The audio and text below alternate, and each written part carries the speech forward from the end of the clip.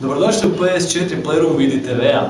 Zahvaljujući Playroomu, PlayStation Eye kameri, DualShock kontroleru i AR studiju proširene stvarnosti, svaki vlasnik PS4 ili PS4 Pro konzole ima priliku postati YouTuber.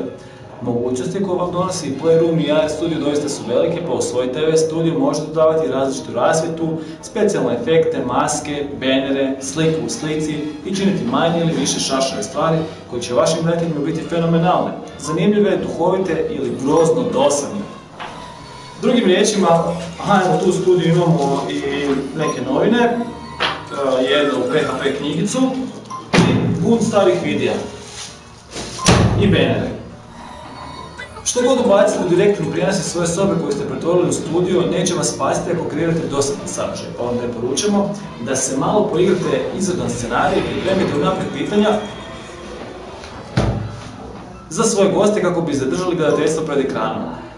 Nadam se da vas nismo zatupili kao što to nažalost čini većina korisnika PlayStationovog broadcastinga, te se nadamo da ćete nam poslati linkove na svoje TV kanale koji će nas oduševiti i evo javljaju mi da sad imamo i goste iznenađenja iz studija. Goste! Goste! Dođi goste! Što vi mislite o PlayStationovoj televiziji? Samo najbolje, ona je odlična, doista izvrsna, ali nešto mi fali. Evo, sad ćemo to. To. Napokon imate masku da vas ne moramo gledati. Odlična je televizija i to za snimanje svog šova Ellen. To morate nabaviti vrištalice. A ako nemate na raspolaganju vrištalice, mogu li vas zadovoljiti specijalni efekti? Specijalni efekti me uvijek mogu zadovoljiti ako dolaze iz PlayStation rooma. Pa evo, ja vam zahvaljujem na sudjelovanju u emisiji i želim vam ugodan dan. Hvala vama što ste me pozvali. Doviđenja.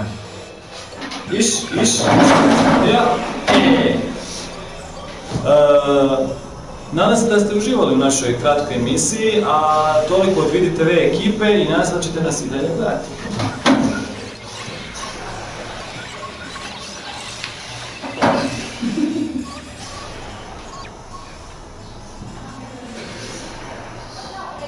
Hvala.